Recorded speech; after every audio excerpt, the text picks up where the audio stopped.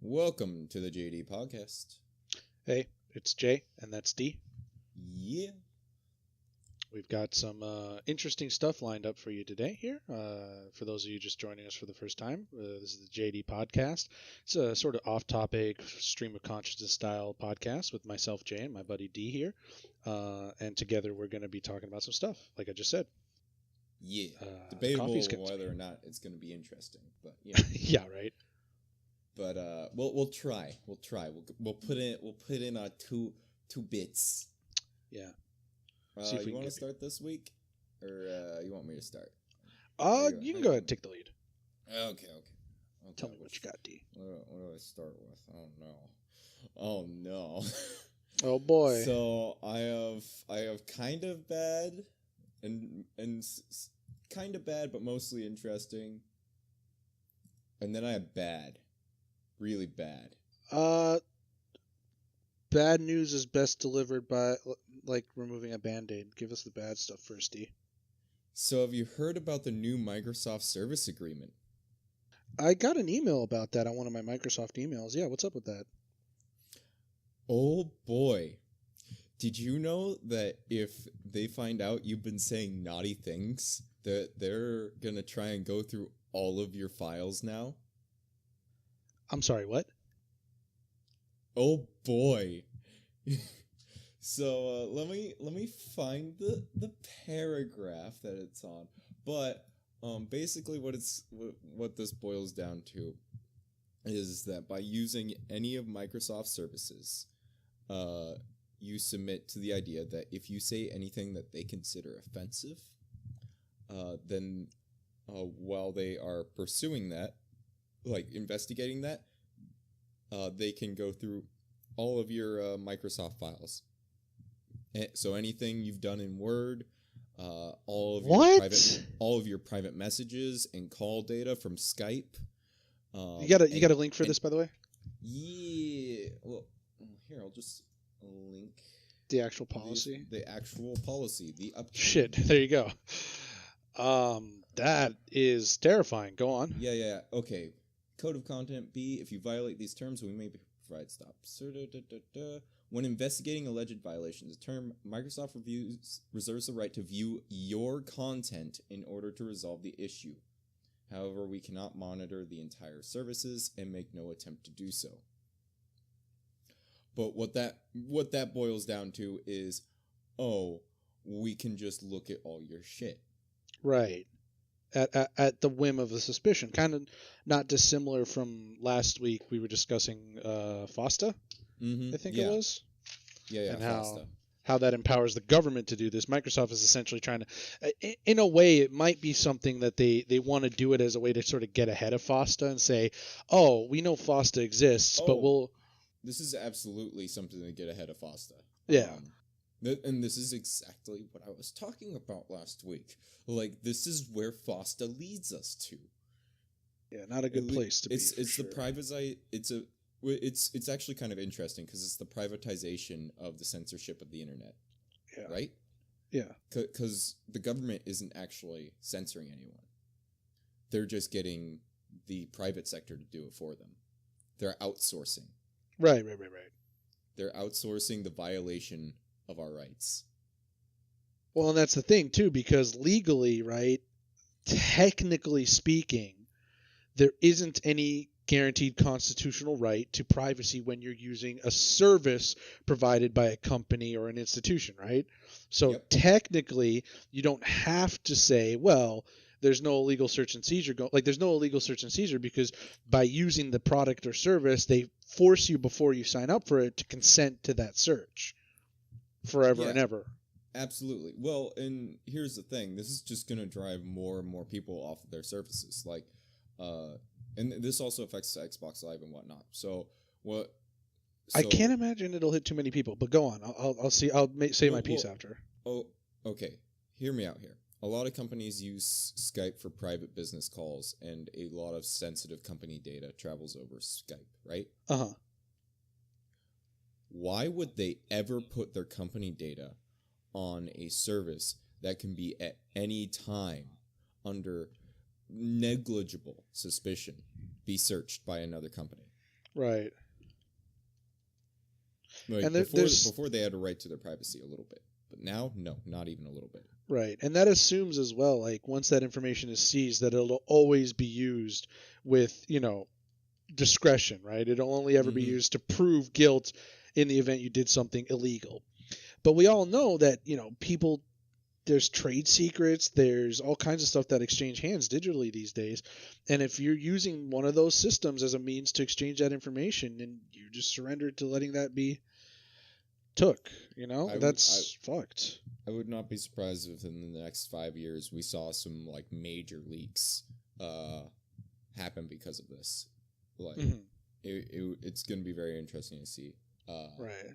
how this is abused, because there is no doubt in my mind that this will be abused, and I have a feeling in the next few weeks we're going to be seeing a lot more things coming out like this. A lot more Right. companies trying to do this, and everybody's going to be like, well, why are all these companies doing this? And it's like, well, remember that thing you guys ignored? That FOSTA thing? Yeah, okay. Yeah. Just be over here, drowning myself in alcohol. That's not good. Well, and this, like we were saying, again, this is like a private. But Oh, I'm back. Can you yeah. hear me now? I didn't say it. I was just stuttering. I'll probably have to cut that out anyway. Like we were talking about last week, yeah, this is a really bad precedent to set because, we're assuming that these companies that are taking these steps are always going to act with, unimpugnable character. They're always going to be kind about how they deal with this stuff. They're never ever going to misuse this power. That's absolutely not the and that's case. completely not true. That's demonstrably not true. Facebook has been called out a bunch now for their data misuse.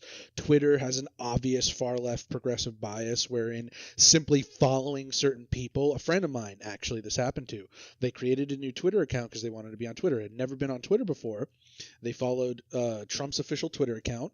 They followed the POTUS account, and then they made like a post in support of one of his policies, and they got banned. Didn't they also follow Bill Clinton? Yeah, they also followed like some people on the left wing too. So it's not like they were. Well, I mean, Bill Clinton has been persona non grata by the far left for being a rapist. So understandable that they would do that.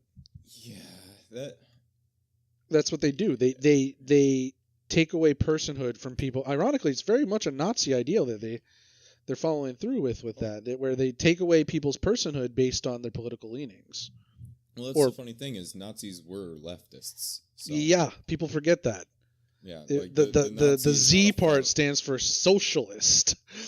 Yeah, the Nazis were a far left ideology, not far right, which people seem to forget. Actually, like I'm trying to think of like far right ideologies. Yeah, you know what's really funny is Islam's a far right ideology. Yeah.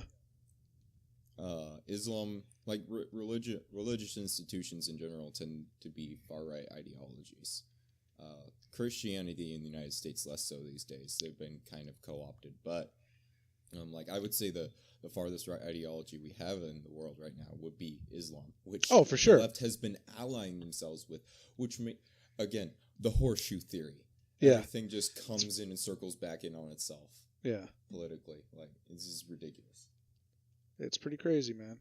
But yeah, that was the bad thing that I have this week. Yeah, that's bad news bears. Yeah, and we've already seen where like YouTube has been like the pioneer for that, right? Oh God! This is the section of the podcast where we shit talk YouTube, even though we're on YouTube. Hypocrites. But anyway, we shit talk YouTube because we want it to be better. Yeah, we criticize because we love the platform and we want it to go back to the way it was. My problem. Oh man, I got a bunch of problems with YouTube, but we'll start with this one. They've been setting the Google as a whole has been setting the precedent now for years that it's okay to discriminate against people's political dispositions. They're a big part of the reason why people do that now so extremely. And we've seen now with the Count Dankula case where, for those of you who don't know, there's a YouTuber out there named Count Dankula. He made a joke mocking Nazis about he taught his dog to do a Nazi salute when when he said like "Sieg Heil" or something like that. Gas the Jews. That was the phrase he used. So He said, "Oh, gas the Jews," and then the dog would do a salute, which in and Yeah. of itself is fairly harmless. It's pretty hilarious. I thought it was funny. I'm a Jew, and I thought it was it fucking great. it was pretty like it's an amusing video, for sure. It's a fucking joke. Yeah, exactly. And of course, upon seeing this, YouTube, I think, flagged the video or whatever. It was reported a bunch of times, and then it got flagged. And then on top of that, oh jeez.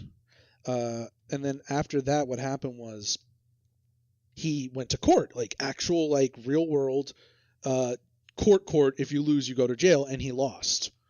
And he's going to go to jail now for essentially a thought crime because they've classified this parody as hate crimes. And I have a problem with that because, first of all, who are you hate criming against if you make a joke that Nazis are all pug dogs? Like, who does that insult except for Nazis, right? Like, come on. Mm-hmm. No, it's silly because, like, he's gonna go to jail. Like, I can't express how stupid that whole situation is. He's going to go to jail Over a joke. over a joke. Well, we don't know if he's going to go to jail. The sentencing hasn't. Yeah, sentencing. Let's assume that they'll be lenient. Hopefully. Yeah. The fact that he was is found supposed to guilty happen, alone, though. Oh my god. Yeah, the sentencing is supposed to happen later this month, but he was found guilty of offensive speech, which the United Kingdom actually does have Right, less yeah. stringent laws. Well, they don't have they free speech in the Constitution. They don't have a don't- constitutional right to free speech at all. Yeah, they don't have free speech, and they have far more stringent hate speech laws than we do. Mm-hmm. So, yeah. Like, think C16, but on crack. See, yeah, It's like I said, because even though C16 is new and bad, but the laws that they have for hate speech over in the UK are actually enforced much more heavily. yeah. I would argue that they're similar. C16 is technically more targeted, where the United Kingdom laws are far more broad and Yeah. far-reaching. C6, yeah, basically just worse than C16. C16, but farther-reaching. Mhm. Yeah, that's a good way to put it. Yeah, it's just bleh, bleh. Yeah, bleh. it's a whole thing. It's a real who could possibly be calling me right now? Anyway, yeah, 12 minutes in roughly. Yeah, that's Jesus Christ, that's a mess. Yeah. So the dude's gonna be so essentially what he did was jokes. You set the law works in precedents, okay, in the UK, the United States, and Canada, which means once there is a single case with a result you can point to and say this case I'm being tried for right now is just like that one, then the law says, oh, okay, so following through on the precedent of a similar case, I'm going to take that judge's judgment into consideration when I process what's going on here. Which is really, really bad because you've now set the precedent that jokes can be met with prison time, or at the very least, a guilty charge of hate speech. Something that was a clear joke, something that the accused, Count Dankula, has come on record multiple times and said that it was a joke, it was parody. Does his testimony not have value then? Is the accused not allowed to say, hey, I didn't do this thing. This is what I intended. Intent doesn't matter. Context doesn't matter then, is what the precedent of that case says. If you actually look at what the judge said in his statement, though, it basically amounts to he didn't get the joke.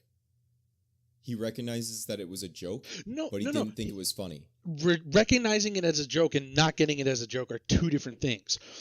In this case, the court recognized it as a joke and chose willingly to ignore the context that he was saying it in jest. Which means the precedent has now been set that if you make a joke and you get unlucky, and the judge doesn't like the joke, even if they get the joke, you can now be tried for hate speech in the United Kingdom. Period.com. That's terrifying. That's it really is. absolutely terrifying. No, like, and So when I was younger, I actually wanted to like visit places in Europe, and now I don't want to. Yeah. I don't want to visit Europe at all. Maybe Ireland. I'm not even going to take the chance. I'm American. I'm freaking mixed race. They'll have a field day with me. Oh, I'm super white, so yeah, I can't hide. I'm even like my sister actually did a test the other day, a DNA test.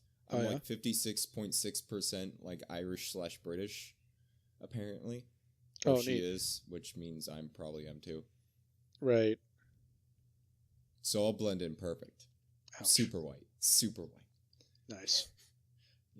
Except for when I open my fucking mouth. Yeah, you don't have any accent or you're not speaking another language, so.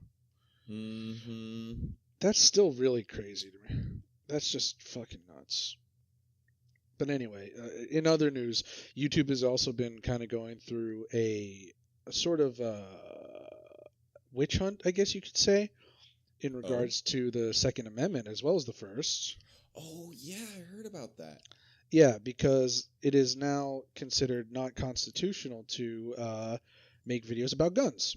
Or not constitutional, against YouTube's policies to make videos about guns. Mm-hmm. A number of YouTube channels, including some that I follow, like Demolition Ranch and that old guy, I forget the old guy's name, but he's fucking great. They've had their videos pulled off of YouTube, and they will not be returned back onto YouTube after being appealed. Additionally, any other content they make in that vein will be pulled off or subject to YouTube's guidelines on that stuff. For example, with Demolition Ranch, one of his videos where he was making custom shotgun shells got pulled down. And here, let me find the link. I don't know if I want to link. See, I'm worried about because the only two sources I have for this is the fact that the video is gone and the guy's other channel that he has, because he's a veterinarian. He has a channel where he's talking about his. One. Yeah, I'll link that. Yeah, I'll link up it. That's the safest one. Yeah. And you know what? If my channel's going to get removed for something, it might as well be removed. Well, I just don't want to draw negative attention to him, I mean, he's a big guy. He's not really going to go down that easy. I just don't want to, I don't want people to, if anybody hears this, go there and harass him. You know what I'm saying? So please, if you're listening to this, don't engage in a negative way. I get if you disagree with how this guy lives his lifestyle and how he has a bunch of guns, that you have the right to be upset about that.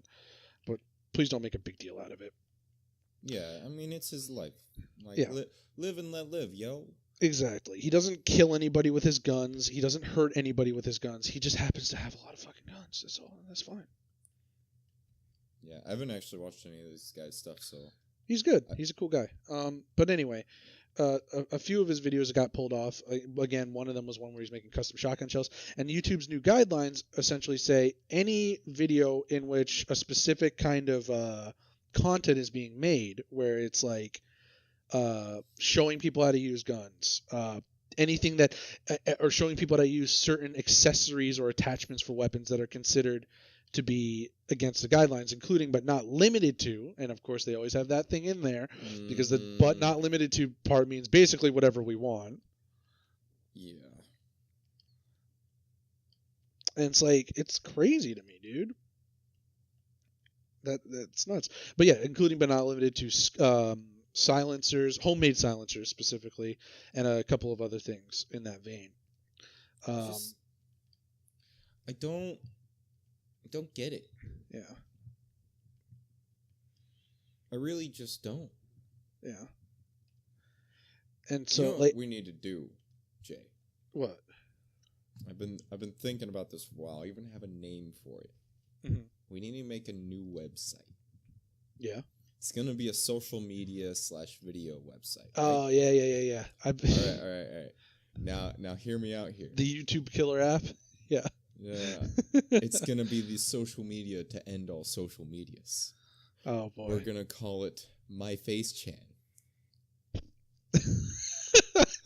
You're an idiot. God damn it. No, hear me out here. All right, give me the skinny. So you can browse anything on it without an account, right? So you can make anonymous posts, but they but again they'll be anonymous. Like So there's that. You won't be able to make video. Like, video uploads will have to be, they would have to have an account bound to them. Mm-hmm. But anything else you could do anonymously in theory. Okay. There'd have to be a little bit of regulation and moderation just so, like, no CP or stuff ends up on there. But other than that, fairly minimum moderation.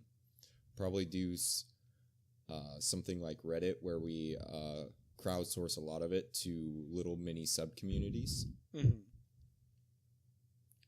But, and then you have, like, your users, which have, like, Facebook-like profile, Facebook/Twitter-like profiles, and they can, be like, you can limit yourself to family or whatnot, or you can have, like, that crazy off-the-wall thing.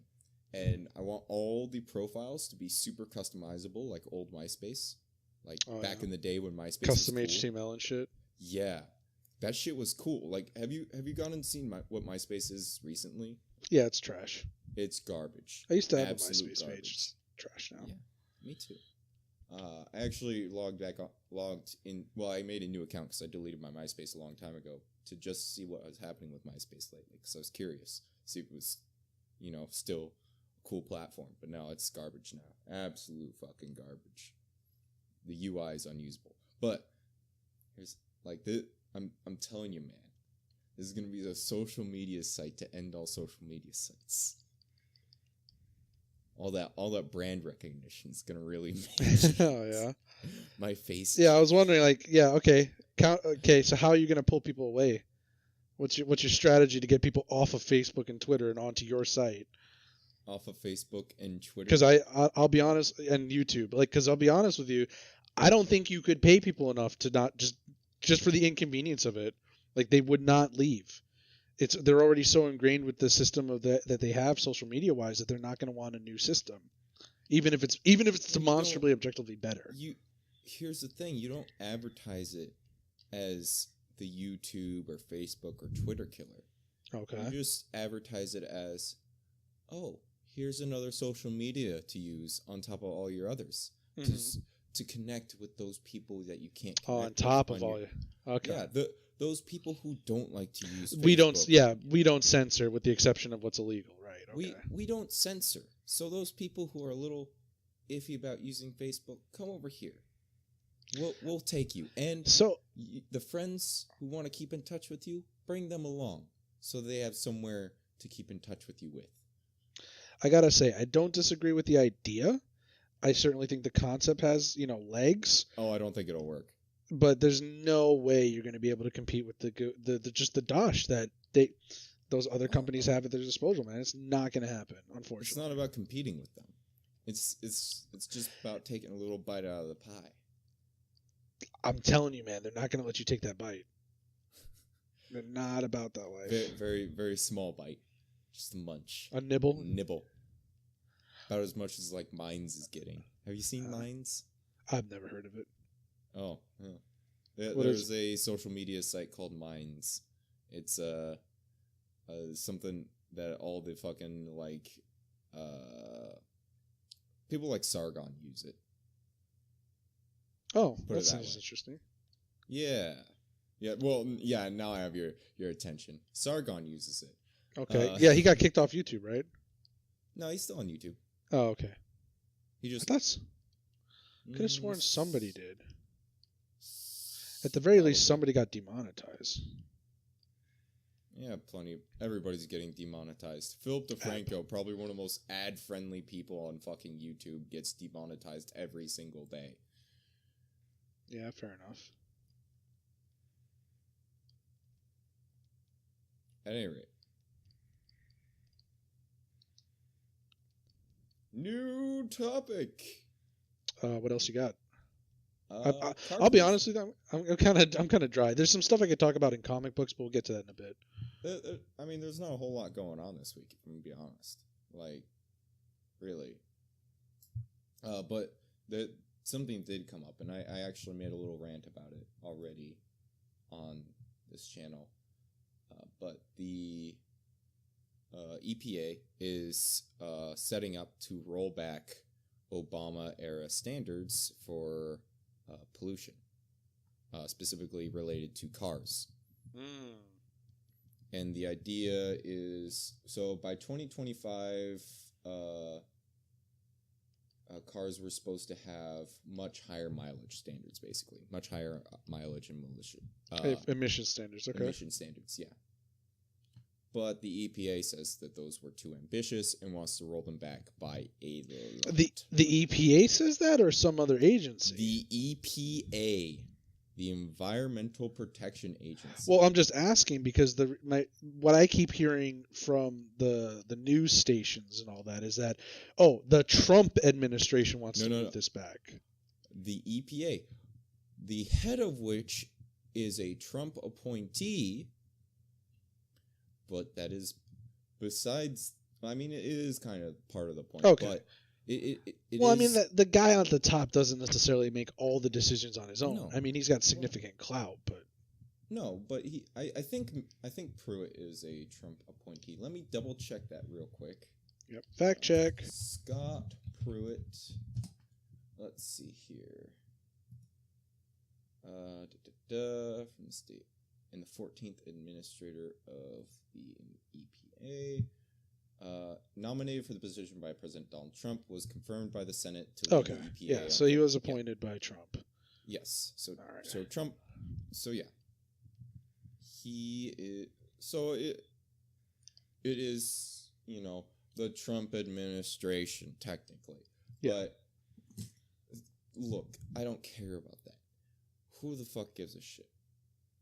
What I give a shit about is them, rolling back these standards, because everybody's talking about the climate change shit. I don't give a fuck. Gonna be honest. You don't care about it, or you don't think there's credible evidence to suggest that it's a thing? I don't care about it as an argument, because the only people who are going to care about it already care about climate change, right? The people who aren't going to care about it aren't going to care about it even more because climate change was mentioned, right? Mm-hmm. So, as an argument, I consider it dead on arrival. Okay. Now, the argument that nobody is mentioning that I am going to bring up here is the health argument. More emissions from cars means more toxins in the air, which means lower general health. Yeah, because the air quality is bad. bad. Have you seen China? Yeah. Does anybody remember how California used to be? There's a reason why California has the rules that they do and the exceptions that they do. Like, there's a reason why they lead when it comes to emission standards. There's a reason why the rest of the nation follows behind them in lockstep when it comes to emission standards. It's because they let it get so bad in LA that you couldn't walk outside. So they did the whole World War II mentality thing over in California with emissions, and we're like, never again. Oh, okay, yeah, that makes sense. So, even on some days in LA, it's still pretty bad. But yeah. Oh yeah. No, and they have a unique authority under the 1970 Clean Air Act, apparently, and they can write their own air pollution rules. Nice. Yep. Which is pretty neat, but the EPA is trying to take that away as well. They're trying to take away states' rights. See, that I got an issue with. Yeah, that's the other argument. They're trying to take away state rights. Which is almost never good. Yeah. Well, and here's the thing. I would actually not mind if they changed that to be so that every state could set their own emission standards that were higher than the federal standard. Because that's the exception, is the California is allowed to make their own emission standards as long as they're higher than the federal standard. Okay. So at or above would probably be at or above. The way to go with that. If every state could do that, that would be great. Okay, yeah, I can see that. But the EPA is trying to take that away. They're trying to lower emission standards.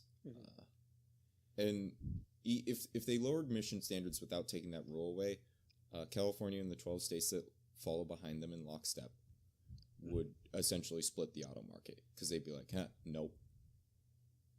And then a third of the auto market would be on different standards than the rest of the country. more strict standards. So either you're making every auto manufacturer is making 2 different cars for 2 different markets. They're pulling out a part of the market, or they're just following the standards anyways.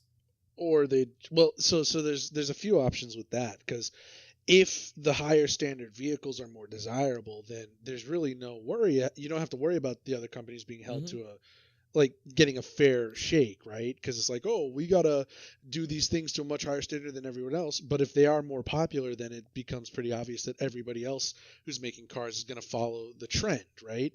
Yeah. But if that doesn't happen for whatever nebulous reason, then what you'll find is, a lot of those guys who are making autos in the more stringent environment places are going to say, hey, man, this is fucked. They're either going to pull out of those places like Boeing did I don't know if they actually went with that, with Virginia, where they had a manufacturing plant. Okay, yeah, because I know they threatened to. They threatened to, and then Washington cut them a really, really nice deal. Okay. Yeah, because they were just saying, hey, we got to do this, we got to do that. But the cross-state negotiation thing doesn't worry me so much as just the idea that states might be more beholden to the federal government. Mm-hmm. But I see what you're saying. I definitely think that this is the way that can pan out. Yeah, I don't see how this benefits the American people rolling back these rules. I just don't like the argument that that Scott Pruitt is making is that it's going to make the cars too expensive for people to buy. Really? And my argument would be, oh, really? Because they aren't already really expensive because of car dealerships. Okay. Mm-hmm. So yeah, Elon Musk needs to hurry up. Save the world. Yeah, he needs to hurry up on the whole electric car shipping. What do you think that guy does for fun? Does he have fun? Is he capable of understanding the concept of fun? No. His concept of fun is different. You know what he does for fun? He starts up new companies. Oh, okay. That's his hobby. Do you That's what a weird. He has he literally has a company about tunneling. The only thing it's done is release a flamethrower. Wait, what? Yeah. How are those two things related at all? Not even a little bit. So he has a company called the Boring Company. Basically, it's Wait a minute. Okay, I get it. So for fun, he just makes memes. All right. He makes fucking corporate memes. Got it. Sick. It's called the Boring Company. Boring, huh? And it's a think tank to create better drilling methods for his Hyperlooped idea. Uh-huh. But it hasn't actually produced anything of merit yet. So in order to partially fund it, / bring some attention to it, he decided to sell a bunch of flamethrowers under the Boring Company. Huh. So he gave the Boring Company some money, presumably, made some flamethrowers through the channels of the company, and sold them. Weird. It was a big PR thing on Twitter and whatnot. Apparently, I must have missed that somehow. Must have been under a rock. I don't know how you missed it. It was huge. I feel like I read the boring part of it for the name, at least the pun and the name. That's pretty funny. That's hilarious. Yeah, it took me a moment when I first saw it. I was like, drilling company. Yeah, they're called the Boring Company. Oh, wait a minute. Cheeky monkey. Yeah. Yeah, no. So that's what Elon Musk does for fun. He makes new companies. Changes the landscape of the American and world economy. Got it. He learns how to build rockets. That's what he did. PayPal closed. people told him, he was like, hey, I want to launch rockets. People were like, you can't do that. Can't. What are you, a rocket scientist? He was like, no. I will be. It's like, well then, what are you doing? And he's like, give me a moment. Hold my beer. Okay, 2 I'm a years rocket later, scientist. 2 years later, he's Yeah. got a company building a rocket. That's pretty funny. Yeah, he literally learned rocket science in his spare time. His first rocket was actually mostly his design. I'm interested to see what he's doing in the world. I know I watched a little, what's the word I'm looking for? Video documentary, I guess it was, of him going over how he wants to change the actual design process with sort of Iron Man style hologram technology and stuff like that. I'm interested to see where he goes with that, if anything. That's really the big thing I want to see out of his just his companies in general is the technologies he invents as a side effect of trying to privatize space and all that stuff. Oh yeah. Well, yeah, and he's already invented a bunch Well, of 'cause- technologies. Yeah, because that's where NASA's real value is. A lot of people don't realize that the whole reason why we keep NASA funded or try to keep NASA funded is because the shit that they come up with in order to get us to the moon is what's valuable. The value of going to the moon isn't intrinsically there, but there is value in Velcro, for example, which was an invention that they came up with in order to go to the moon. I think that is. I might need to Snopes that. See if it's true. Yeah, they came up with Velcro. Yeah. Or like a pen that can write in space or shit like that, and the hydraulic the hydraulic technology to do that to make sure the ink doesn't stop writing and stuff like that. Those kinds of investigative technologies are what make space travel so valuable. Because we come up with stuff we never would have thought. The challenges associated with space travel force us to come up with stuff we never would have thought of otherwise. Yeah. No, it's great. Like he's really he's basically taking all the cool science fiction nerd shit that we've all wanted to do and trying to make it possible. Yeah. Like he's got a company called Neuralink that's literally just about trying to link the human brain to an artificial intelligence. Jesus Christ. What could go wrong? Yeah, integrate the brain with artificial intelligence so that we can have Halo-style HUDs. Jesus Christ, that... I don't know, man. I played Halo 5. Cortana was kind of mad in that one. Well, that's because of the way AI works in Halo. I know, she was just PMSing. She just wanted some ice Dude, she was supposed to be dead. cream, man. Yeah. She was supposed to be falling apart from being dead. She was mad because between 3 and 4, her hips got super thick for some reason, and then she was just like, "Oh man, I can't deal with this." And she was like, "Nah, I dig it." And she was like, "Nah, you're just lying." Wow. That's the plot I choose to remember of Halo 5. I didn't play the Halo games. I've only read about the lore, so I can't really talk too much about it. But yeah, the lore, Halo lore is really cool. I don't Oh, like yeah. the games, but the lore is really cool. I love the sort of... They have a very realistic attempt at how space, deep space naval combat would work, right? Like how ships would actually fight in space and stuff like that. Mm-hmm. Like a big plot point in a lot of the books. I don't know if you've read any of them, but a big plot point in a lot of the books is we can't beat these guys. Like, we're massively outclassed. We can't possibly fight these guys. But if we go hide behind this planet long enough and get lucky, we might be able to lose them because of the fact that the planet's so massive that by the time they get around to the other side, a solar day is going to have passed, and stuff like that. So there's a lot of really interesting abuses of how we understand space technology now, Yeah. No, absolutely, and that's pretty great. It's cool stuff. Plus, they have their own version of the warp, and that's always cool. Yo, the warp though.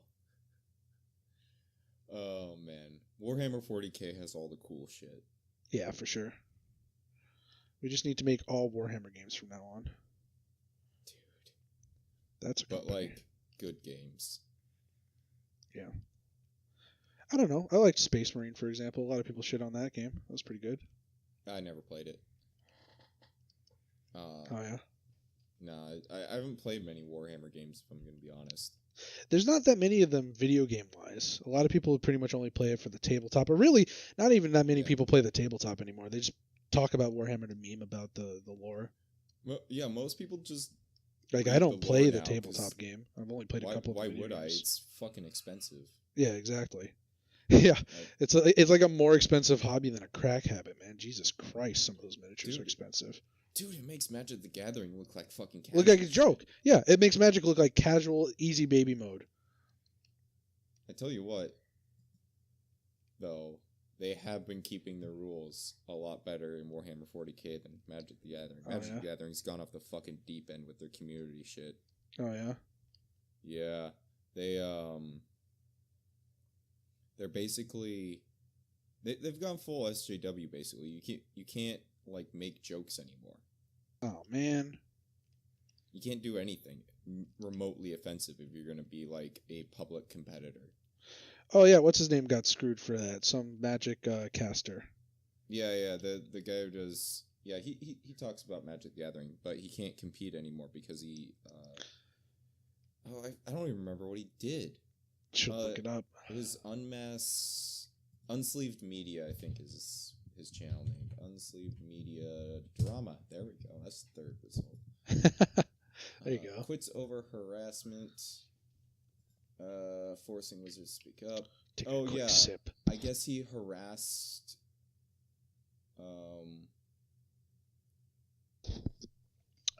Yeah. Is speaking.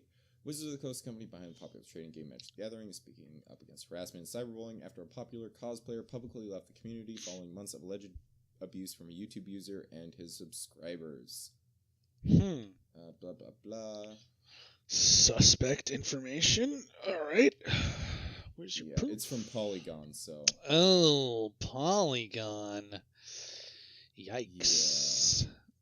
But I guess so this cosplayer stopped cosplaying because she was getting harassed or something. Huh. I don't know how I feel about that. That sounds like one of those instances of like, I'll link the article. yeah.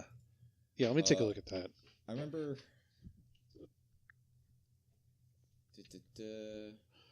Magic the Gathering cosplayer quits over harassment, forcing Wizards to speak up. She's unloading her Magic the Gathering cosplayer. Sprankle. Yeah. What a name. Yeah. Jeremy I Hambly posted a degrading video about her. It is not okay to talk about a woman's genitals. What? Okay. Here's the thing, though. Okay. Female cosplayers You referred to her vagina. are capitalizing on this. Yeah. Like, what's the problem? That's literally what they're capitalizing All right. on. If I could just for a moment, everybody knows you're a thought. Like, you're not fooling Yo. anyone by suddenly being offended by being called a thought. Like, embrace it, man. Drop it like a lot what's of them face. are. Yeah, drop it like Jessica Negri, man. Just embrace your thoughterry. Yo, Jessica Negri though. Yeah, she's all right. Everybody loves her. She's really popular in the community. Yeah. Like that, like the environment you're in. Okay, so this is going to get into a little bit about rape culture and other such nonsense. Mm-hmm. But the environment that you're in when you enter into these social contracts, I guess you could say, of like being a person ingrained in the culture of Magic or other nerd stuff, right? You're accepting that as a female, if you're going to dress up in a fucking metal bikini and, go out there and pose and take pictures and stuff, there's going to be guys there that are not representative of the whole community, are not representative of the sentiment of the community, and are not representative of what the game or the comic book or what, and this kind of ties into what I'm going to get into in a little bit, but are not representative of what the community means to people, right? And they're just going to be there to creep and, they're fucking horny 30-somethings that never touched a woman in their life and stuff like that. And then you'll just have guys who appreciate the female form in there mixed in as well, who are just like, hey, I like boobs. You got your boobs out. Nice. Cool. Yeah. I'm not disrespecting women. I'm not saying the existence of women is subservient to men or inferior to men. I'm just saying, hey, you got your tits out in a metal bikini. I dig it. Nice. Yeah, and I like, think that damn, girl, you look good. yeah, I think a lot of those comments get sort of thrown in with the other sorts of more derogatory, more severe, like slut shaming and stuff like that, or being mean to somebody or cyber stalking. Like, you calling somebody by their first name and talking about where they live. That's a little different from saying, hey, I want to motorboat them titties. Like there's a line. Yeah, and there's I mean, still, like saying I want to motorboat them titties about a stranger is still kind of weird. Yeah, that's weird, but within the context of an internet dialogue, like that's a little more, to me at least. Maybe I'm desensitized or whatever, but to me that's a lot more like expected. You know what I'm saying? Like the internet is a place where that anonymity breeds a bit of a brusque attitude. It breeds a little bit of that like, haha. We're guys, we're roughhousing, because it's a culture that is largely male until recently. It's a culture that was largely a guys club, or like most of the people in tech, most of the people in the industries at the dawn of the internet that were establishing what is the internet were industries run by and populated with men. So it follows then that there's going to be some male like what's the word I'm looking for? Male gaze, I guess you could say, that goes with that. If you're a woman and you're moderately attractive and you're in a crowd that's 99% dudes, like it follows that there's going to be a weird guy there. But to take that and then jump out there, what did the guy even say? Like, did he make a rape joke or something? Like, I'm trying to. Let's post a degrading video about her and other. Yeah, I can't find the video. I'm assuming that it got pulled off of YouTube because it was offensive. My fifis got hurt. Yeah, I don't even know what he said. It was taken down by YouTube. Yeah, of course. Yeah, it's because we can't have any evidence. We can't have people make up their own mind. You have to have no evidence of the crime. Yeah, this is. I mean, but like, here's the thing. Like, this guy's been doxxed. He's received threats of violence, hateful messages, review bombs. No, it's okay when it's okay when it happens to a guy. Yeah, that's the standard. Well, like, it's just like the way our society views men, like, as literal sacrifices. Oh yeah, we're disposable for sure. Yeah, yeah, and that's what they tell us. Like, oh, go off and fight in the war and die for us.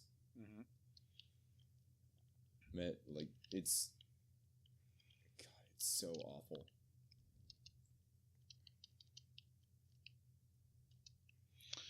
But anyway, man, that was a long pause. I was in the middle of a game. Yeah, sorry. I'm just like, I'm thinking like here, and I'm just like, God. I'm sort of half reading, half playing, half talking. This thing, Gem of Magic, just reads like a book. Have you ever talked? I don't think you ever talked about women that at all. It's just. Yeesh. I don't know, man. It's just. I hope it's okay for this scum to say I encourage rape shows. No bad tactics, eh? Which is quite unfortunate. It's not okay to talk about a women's genitals. Refers to dicks in derogatory. Like, that's a joke, right? Like, I'm just looking through this Twitter chain. But anyway. Yeah. No, this Twitter chain is like cancer. Yeah, the accused is committed of the high crime of having a penis, so naturally he's done. Yeah. I don't know if his YouTube got pulled off or anything. He has made my life hell. Christine Sprankle, I wanted to do blah, blah, blah. Unsleeved Media has made my life hell. This whole year necessary tweets and videos. I don't know what to say about this. Honestly, I don't want to jump out there. Like, if he did say something that was directly attacking her, then that's wrong. If he encouraged his followers to go and say something that was directly attacking her, that's really wrong. And I think that's where sort of the distinction should be. Because even if you say something against somebody, right?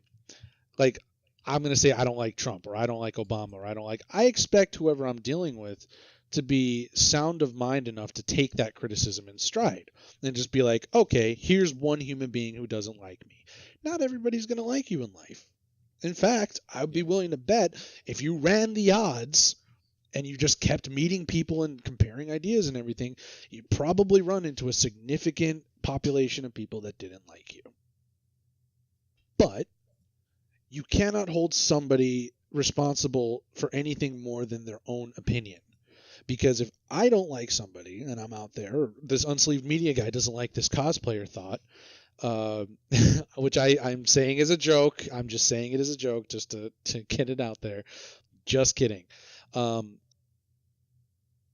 Then that's his business and I like her. Well, if she's a thought, she's breathing, right? And you know, if she breathes, she's a thought. Thanks for reminding me. I need to be reminded of that. But all memes aside, after other people watch that video and form their opinion and say, hey, I agree with that opinion, or hey, I think the same way, and I'm going to go tell that. That's the other person's fault. That's not targeted. Targeted harassment is such a poorly used term in today's media, and this is going to get into a little bit of what I wanted to talk. Like the one topic I have is that is not what targeted harassment is. Targeted harassment is, hey, here's this person. I want you all to go to their YouTube account. I want you all to go to their Twitter. I want you all to go to their thing and make fun of them, roast them, call them a bigot, call them this, call them that, and do what you can to get their content or their life out of order, get their stuff taken down. Yep. That's targeted harassment. And that's pretty much against all social media websites, terms of service and all that. And that's bad. But I don't think that a guy just saying, hey, I don't like this cosplayer is targeted harassment. That doesn't qualify. And, like, here's the other issue I have with this whole situation. And this is more on more of a beef with the company itself, Wizards of the Coast.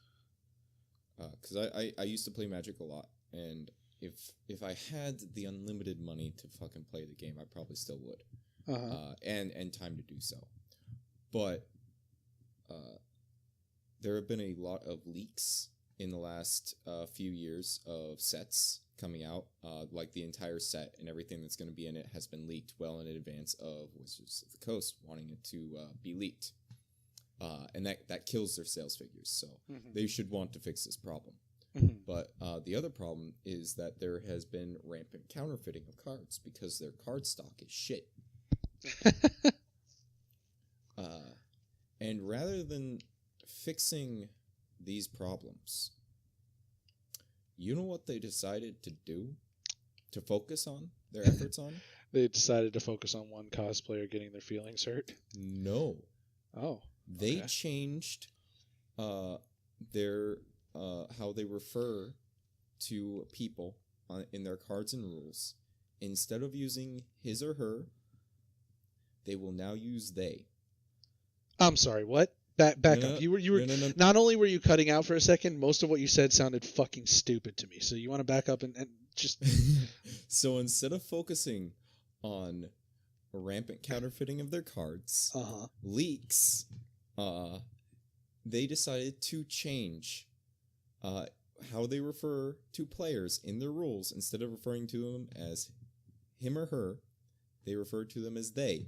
And on Twitter, one of their big shots referred to this as a great victory and a wonderful day for our non-binary players.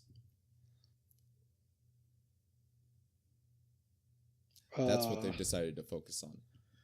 Okay, I mean, I guess you got to pick your battles, but did anybody have problems with what pronouns were used on the card face? Like, is that really a thing that happened? No. I can't imagine anybody would care enough about the cards to say these pronouns. Like, that has to be an employee or somebody at the company inventing a problem to either keep them employed or because they were just bored at work, right? Like, that can't be fucking for real. Well, I mean, they are a Washington-based company.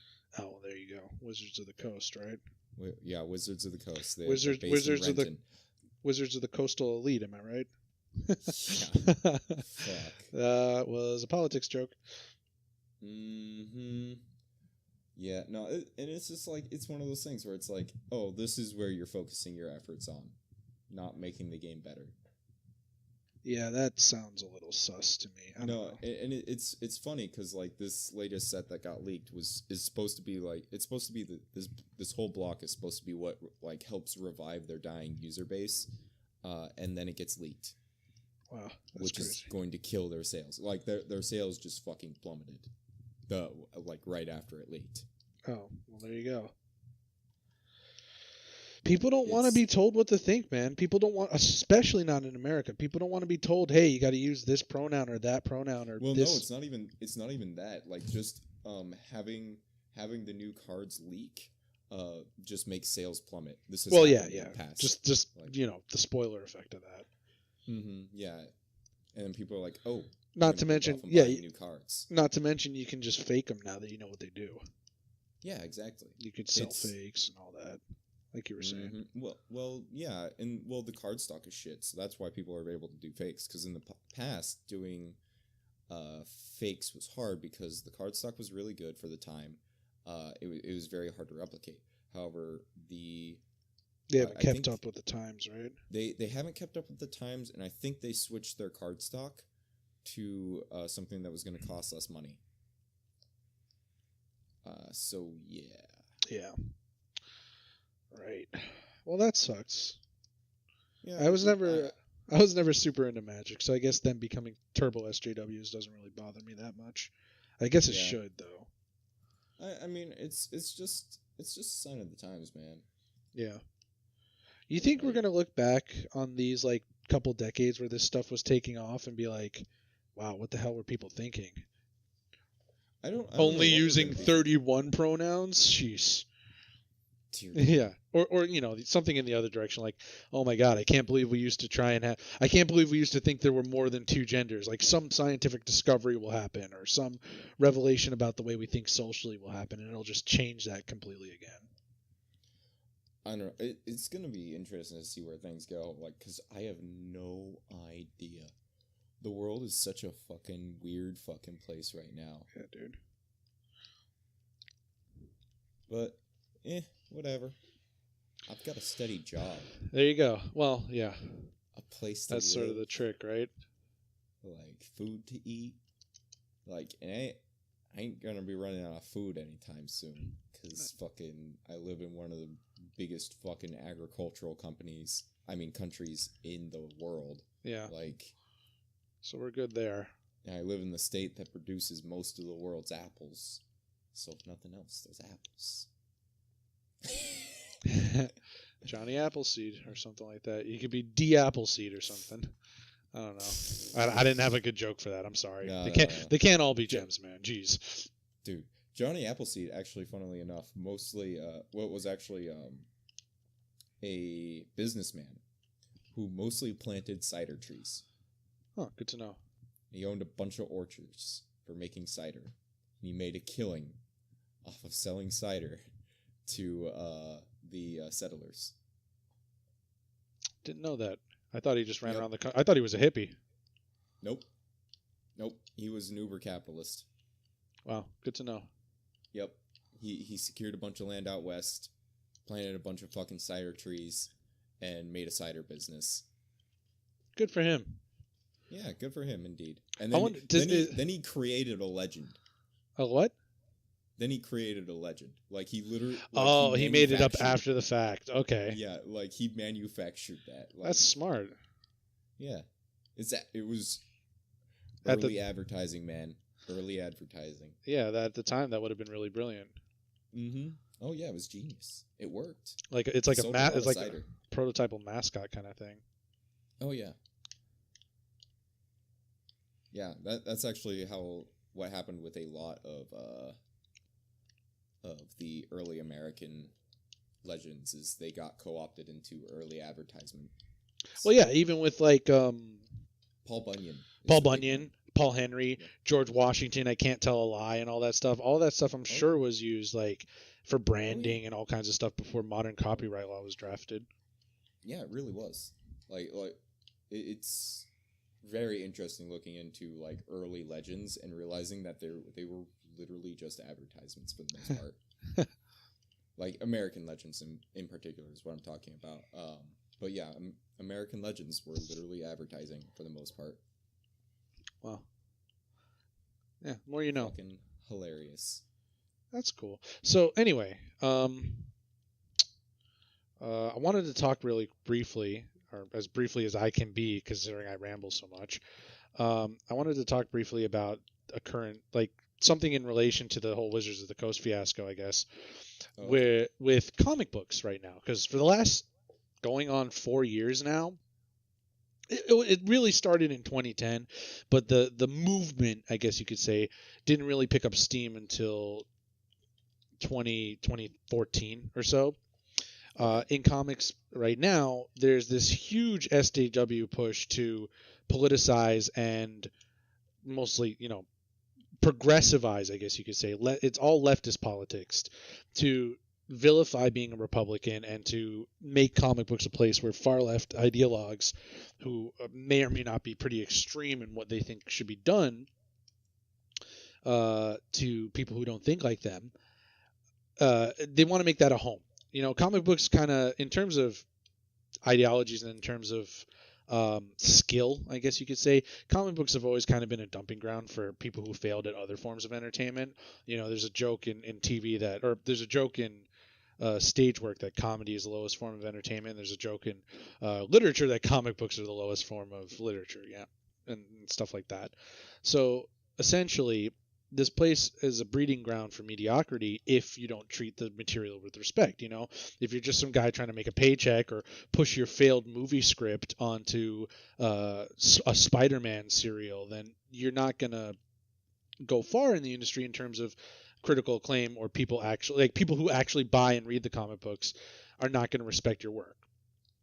That has become the norm in today's comic book industry. Vast majority of people who are writing and drawing in comics today are far left extremist ideologues who were hired based on whatever identity politics checklist they could fill out.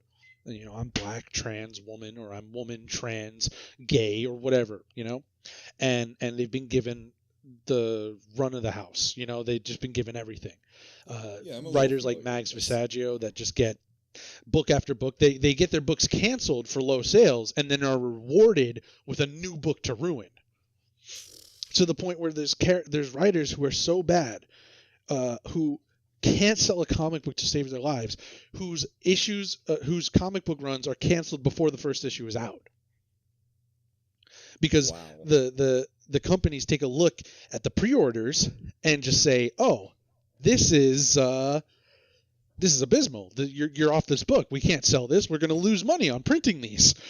So, and that's not even to say like the way these people, because they're so extreme and politically engaged, and because they have Twitter accounts, they're on Twitter attacking the fans, attacking the customers, essentially the people who buy these products, these comic books, and saying, if you voted for Trump, don't buy my book. If you voted for Trump, I don't want to. You're trash. You're a garbage can human being. If you're a Republican, you're like, there's this thing in the comic book industry now called coming out as Republican, because that's how hard they are pushing it. It's like, it's almost like a gay bashing kind of thing. It's like, oh, he supported Trump, get him, kind of a thing. There's a similar thing in Hollywood too. Oh yeah, for sure. Yeah, just in media in general these days, it seems to be that way. Yeah. But anyway, the thing I was trying to highlight was recently they've taken to calling it Comicsgate on the left side, on the side that is opposed to, character-driven stories or merit-based promotions, or maybe just not canceling a book before the first issue is out because you said you can only mourn on 9/11 if you were there in New York on 9/11. Oh my God! Jesus Christ! What? Yeah, back up. Okay, what? Let me give you a story. You're gonna love this kind of stuff. Oh yeah, you had me. What is the story? Aubrey Sitterson, a far left socialist, was given free run by IDW Comic Books on the G.I. Joe franchise. There's two forms of G.I. Joe comic books, basically. There's G.I. Joe, a real American hero, and then there's just G.I. Joe. And he was given run over the just G.I. Joe thing. And essentially what he did was he took a bunch of the characters that were established already and either took them out of the limelight if they were cis, or took them out of the limelight if they were white and male, and replaced everybody with a bunch of fucking alt-life style freakazoids. You had an obese Samoan lady as the heavy gunner, because that's how the military works. An elite military unit is going to hire someone like that when they have the entire run of the United States and the best of the best in the United States to hire people from. They made the leader a woman who was like a double agent in the 80s or whatever. They got rid of Cobra Commander and made the leader of Cobra a woman. They and all of this, none of this was done through any kind of like storyline or development of the characters, or like, oh, Cobra Commander died and now Baroness is taking over or anything like that. It was just like, oh no, this is the way it is now. You don't like that? You're a fucking Nazi. Fuck you. And so I was about to say these changes wouldn't be bad if they did them in a story manner. Press pause. I am all for good comic book stories with female characters, with characters who are minorities, with characters who are sexual, like non-mainstream or whatever they are. I am all for it. One of my favorite comic books in the 90s was X-Men. And in the 90s, X-Men was led by a black lady from Africa and had half the team was women, okay? One of my favorite comic books of all time is Spider-Girl, which was an alt-universe run where Peter Parker and Mary Jane had a kid, and Peter Parker retired from being Spider-Man, and the kid became the new Spider person. She was a girl, so they called her Spider-Girl. One of my all-time favorite characters. I'm not against characters who are just not dudes. I'm definitely not against characters who aren't, white guys, because I myself am not white. But what I am against is defining a character by their external traits, defining a character by the sort of diversity hire checklist of, oh, well, we have a super team. We got to have one woman, one Asian guy, a gay person, a black, and God forbid, we can't let the white guy be in charge. It's 2018. So anyway, Aubrey, I tried not to ramble and I failed. Aubrey goes off on his little tangent. Sitterson, we'll call him, I guess. And wait, it's a guy. Aubrey. He's a cis. Aubrey. He's a cis white male who just so happens to have really long hair and is championing everything SJW. He's not gay or anything like that, but honestly, he really should have come out as gay. But his name is Aubrey? Yeah, he could. Yeah, that's his name. Did his parents hate him? I don't know, dude. Maybe he changed it. Is this why he has these issues? I don't fucking know, dude.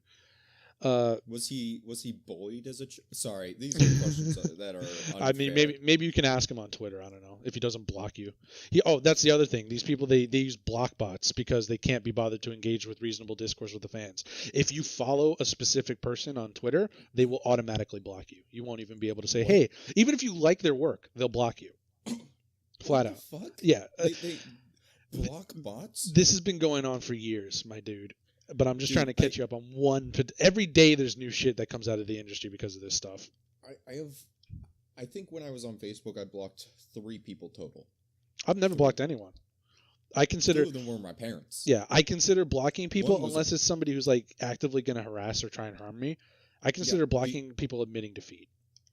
The other person was someone who was actively harassing me. There you go. An ex-roommate. Yeah. So 2 of them were my parents, and the other one was someone who was actively harassing me.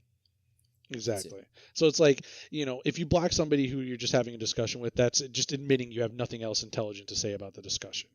To me. Mm-hmm. Anyway, so Aubrey, 9/11 rolls around. I think it was last year. Yeah, it had to have been. This year's 9/11 hasn't happened yet. Lol.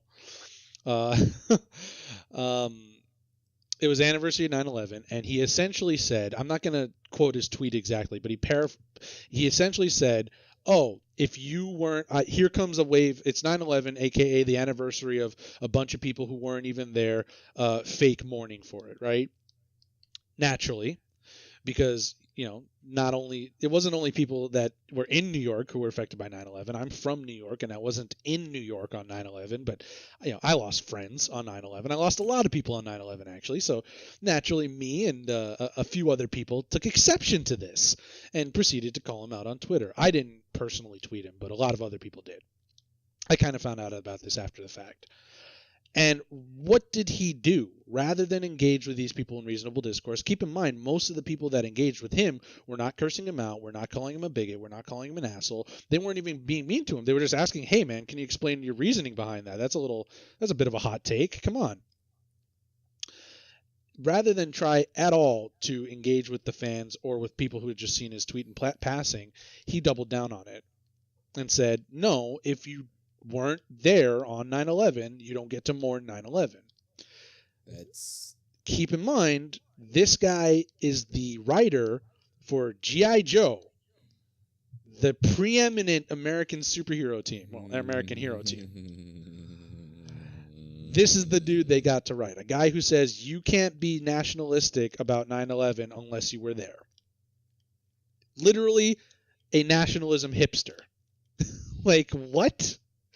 So, after that whole fiasco, IDW kind of reined him in a little bit more heavily. Hasbro, who owns the license to G.I. Joe because they're a toy line, basically said, look, you need to get this guy off our book.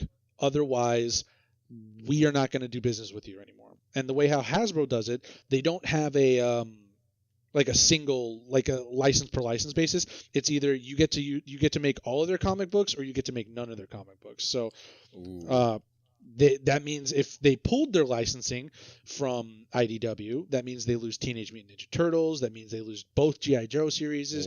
That means they lose My Little Pony. Huge, huge, huge potential cash cows for audiences that they have access to. And essentially that means they lose this license. It could be very well the death of IDW, considering they're already operating at $1 million loss. Last year they reported they made no profits in 2016, zero. They lost money. Which means, now you're a decently business-minded guy, D. You know that a company's purpose is to make money, to make a profit. Which means that every single year, you want to see profits at the very least increasing. You want to see growth in the amount of money you're making every year.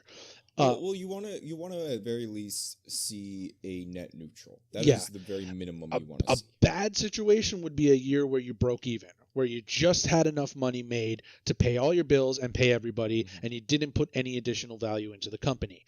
A really bad year is if you lose any profit in any way. And a really, really bad year is if you operate so poorly in the red that you are $1 million out. $1 million for a comic book company. You know how much money that is to a comic book company that isn't Marvel or DC, that isn't somebody who has the ability to print Superman comic books, or Archie. I guess you could say Archie's still pretty big. That's like insane. That's nuts. So they've taken the SJW like blue pill and they've fully gone down the path of this, and now it's really, really starting to bite them in the ass. So eventually they fire Aubrey Sitterson, right? And what does he do? Does he take that firing in stride? Does he say, all right, maybe I was wrong. Maybe I need to reconsider my stance on a few things? Of course he doesn't. He accuses Nazis. He says, Nazis got me fired. That's his take. Nazis got him fired. Because for some reason, when you're a big idiot and IDW lets you go because you've been a big idiot all this time, your recourse is to say, alt-right Nazis. It's insane. It's absolutely bonkers. And that's just one. I could go on for hours. Maybe I'll make this a regular portion of the podcast. What crazy thing happened in comic books this week? Fuck. I find it entertaining, if nothing else. I could go on about this for hours. I don't keep up on this, but I would be happy for you to keep me up on it. All right. On a weekly I'll pick basis. a story every week from that. It's a new segment. It's nuts. Yeah, I haven't even gotten into Max Versaggio. I haven't gotten into what was his name? Max Feast Upon My Ass Bemis. Oh my. Yeah. Look. If you don't like my comic books, feast upon my ass. Direct quote. Wow. Dude, that is insane. Yeah, no apology, mind you. When they get called on this behavior, because they're so empowered, because they're the political correct think now in comic books. They're empowered by their companies. Maybe they're not endorsed. Image just made a post the other day on their Twitter saying, look, remember, Image creators aren't employees. We just contract with them. Their views don't represent our views.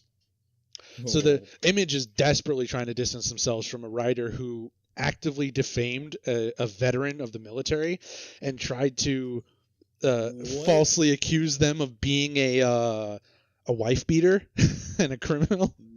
Yeah, it's crazy. Think about that. Think about what I just said, though. If I had said a Walmart employee said that Walmart would be shut the fuck down. That manager would be fired. That building would have been condemned. But it's comic books. I don't know about that, but Yeah, you know what? The I'm person exaggerating. would've been fired. Yeah, for That sure. person would have been fired. That person would be gone from Walmart. They would not, and they would not only would they be gone, they would never ever be able to work at any Walmart nationwide ever again. Oh, absolutely not. No. So Walmart's books are too good for that. Oh yeah, you take that and you turn it around, and it's like because it's in an entertainment sub-industry, because it's in comic books, it's not only okay to say that about someone with no proof whatsoever. You won't get fired for it, and you won't even get called out. You'll get support from people. Why? Because one time this vet supposedly misgendered somebody on purpose as a joke. Come on, dude. Come on. God. It's crazy right now. And I, like I said, I could go on for hours, but I'll do a segment on that next week, and I'll get my ducks in a row so that I can present the stories in a much less rambly way. Yeah, absolutely. That would be fantastic. I would love to hear about that. It's a fucking mess. And because I don't know half of this shit. Oh yeah. Oh my god, is it entertaining? And I've heard some of these stories in the periphery, just because of the stuff I tend to consume. Yeah. Occasionally touches on that sphere, but I've never been a big comic book guy. But here's the thing. Yeah. I know that there's money to be had in the comic book industry because the manga industry is growing. Oh yeah. Well, the manga industry fucking dwarfs comic books right now, dude. Are you kidding me? Oh. One Piece alone sells more than Marvel is selling for every one of their comic books a year in one issue. Oh. No, it's crazy. So, here's the thing. Manga is growing insanely, especially in the American market. It's massive growth because people are fleeing comic books and going to manga. Yeah. And then the people who have been watching anime all this time are starting to pick up manga. Yeah, they're starting to read. Well, a lot of kids too. Like I saw Dragon Ball Super. I'm going to read a manga, and here's this other thing that's related to that I'm going to read or whatever. Oh yeah, no, Bookwalker's a thing. Mm-hmm. And then you getting a whole new wave of teenagers in, right? Mm-hmm. They're all into hentai. Oh yeah. And Faku is basically the Crunchyroll of hentai. Please don't remind me. I remember. Remind me that they became a pay site, and my life just changed. No, I'm kidding. I'm not really a big hentai dude. No, I'm aware of it. Dude, here's the thing: they make a fuck ton of money. Like they make a lot of money. They've got games now. They're doing, Jesus Christ. They're actually doing like video hentai now. Like I checked on the site the other day, and they have official English dubs of hentai now. Official? Okay, wow, that's high tech, man. That's a far cry from when I was a teenager. Like, blurry JPEGs on the fucking internet. That was my jam. They have official English dubs of hentai now. Admittedly, not very many, but they exist. Nice. Well, I'm glad perverts of the world can unite around that. Perverts of the world are throwing their fucking money at it. Holy shit. Yeah, I bet. Oh, man. No, I find that shit hilarious. But, like, well, it's like, it just goes to show that even, like, the cesspit of this other comparable industry is doing well. Compared to oh yeah, I'm sure hentai mags outsell your average fucking Power Man comic or fucking let me see. They definitely outsell G.I. Joe. I'll tell you that. But yeah. they for sure outsell your average SJW comic book for sure, no doubt. It also helps that they have a better business model in that most of it is obtained through a subscription service. Well, take away everything else about the systems and the differences in business model. Just the simple fact that the creators aren't actively attacking the consumer is gonna change like that the scope of that. Like period. That's literally all the writers have to do. Mm-hmm. Yeah, most Japanese writers are extremely humble. Mm-hmm. They're like, "Oh my god, you like my stuff?" And when they find out about their what their English fans are saying, they're like, "Oh my god, you guys are so great!" Yeah, blah blah blah. I love you guys, and they're like, and what's crazy is seeing Japanese and Chinese writers because a lot of Chinese writing is also coming over to the West.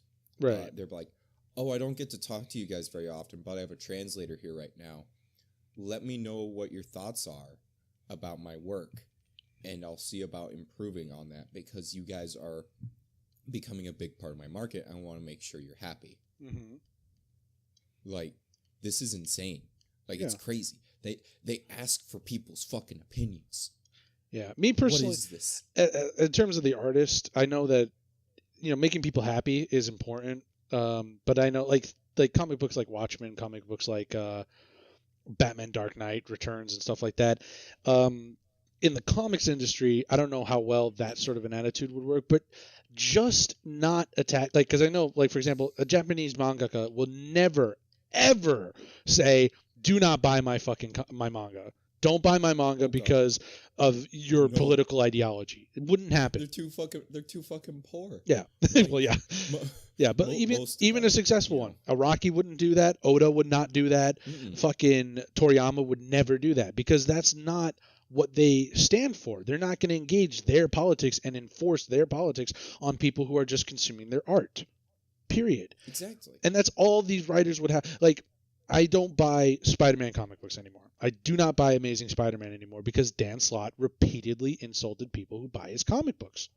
I'm not going to stand for that. Dan Slott, for 10 years, he's been writing Amazing Spider-Man, and for 6 of those, I've been putting up with his mediocre storylines and inability to wrap up plot points because it's Spider-Man. I'm a Spider-Man collector. I'm going to buy Spider-Man. I'm going to put it on my pull list, which is like a kind of like a tab for comic books if you don't know, people out there, and D. I'm going to put it on my pull list, and every couple of months I'm going to come in and pick up the last 2-3 issues of Amazing Spider-Man that I missed. I'm not doing that anymore because I'm not going to donate $15 to Dan Slott's Complain About the Fans fund. I'm not going to engage with a creator who actively debases and demoralizes and insults the people who buy his work. I'm not. You're voting with your wallet. Exactly. As you should. I'm voting with my wallet. And the big thing about Dan Slott, too, is he's got a hugely inflated ego because he was on one of the biggest... Spider-Man's one of those comic books that a lot of people for a while, I didn't even know Slott was on it when he first started. Because Spider-Man is one of those books that people just buy because it's on their list of things to buy, like Superman or Batman. And you've got a lot of collectors will just throw it on their pull list and pick it up once a year. They'll pick up all 12 issues at once, or they'll pick up 8 issues at once, or whatever, And they're not even reading the books. They're just having them to say, I want the complete Amazing Spider-Man collection. I've been collecting these since my dad was collecting them in the 60s. I need to have every issue. So a lot of his sales, a lot of his star power as a writer, right, is from the fact that he was on a book that was essentially fail-proof, which means that he's being moved to Iron Man now. Iron Man has always been in the Marvel film universe. He's the front runner, right? Because he was the first big guy of their new sort of generation of films in the MCU. But in terms of the comic books, Iron Man's always been C-list. He was never the most popular. He was never at his height of popularity, like in 2010, he would maybe sell 30,000 issues a month, whereas a Spider-Man comic at its height of popularity in 1992 would sell 500,000 issues every 2 weeks. Well, and him being a front runner in the Marvel Cinematic Universe is mostly due to the way his licensing worked. Yeah. Because he was C-list. Yeah. He wasn't as popular. He was cheap. He was so cheap. He was less sought after, so therefore he never got sold. Mm-hmm. Exactly. He was something Marvel could make a company to make movies with and then immediately run with him in. Mm-hmm. Yeah. And the same thing was kind of true for like the Incredible Hulk and stuff like that. But anyway, so now that Dan Slott doesn't have the buying power that Amazing Spider-Man provides, and now that people have already been jaded by the Iron Man comic books because, well, you killed Tony Stark 2 years ago and you've replaced him with a black lady who's very clearly a sociopath and a thief. What? We'll get into that some other time. Tony Stark is in a medically induced coma because of events that happened. I know that he got replaced with a black lady, and I was just like, well, but why? The black lady who broke into MIT to steal a prototype Iron Man suit. Don't leave that part out. Yeah, because she had designed her own shitty prototype armor on her own, but she wasn't, because can't have characters be too smart, otherwise people wouldn't identify with them. Oh wait, yeah, you could. Because rather than make her own armor like, I don't know, Tony Stark did, she went and stole a prototype Iron Man armor and was tooling around in that after claiming it was hers because she modified it. That's a whole... Riri Williams is the one of the worst things to happen to comic books in the last 15 years. It's a shame too, because she could have, like, honestly, that character could have been one of the best supervillains of all time if they had just committed to the bit and said, we're going to make this character a villain because she has obvious sociopathic tendencies, because she asked her teacher to race label her when she was 4, crazy shit like that. She sounds like a sociopath. She's insane. There's like a 3-page scene in one of the Riri issues of Iron Man, which, by the way, they didn't replace Tony Stark and then change the name of the book. They kept the Invincible Iron Man title on there, and a lot of the covers have him on there. So you buy the cover because it's on your pull list, or you buy the cover because it's like, oh, the cover's kind of cool, and then you open it up and some chick tooling around in the Iron Man armor. Where's the character that I had 40 years of reading invested into? When I open Iron Man, I want to read Iron Man. It's crazy. It's absolutely unfair. That does sound pretty insane. I don't know what else to say other than that. It just seems like a betrayal of your customer base. Oh my God!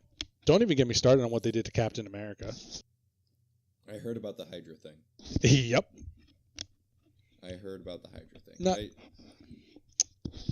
And they didn't do the comic book thing where it was like, oh, it was actually a clone, or oh, he was mind control. No, he was just as not.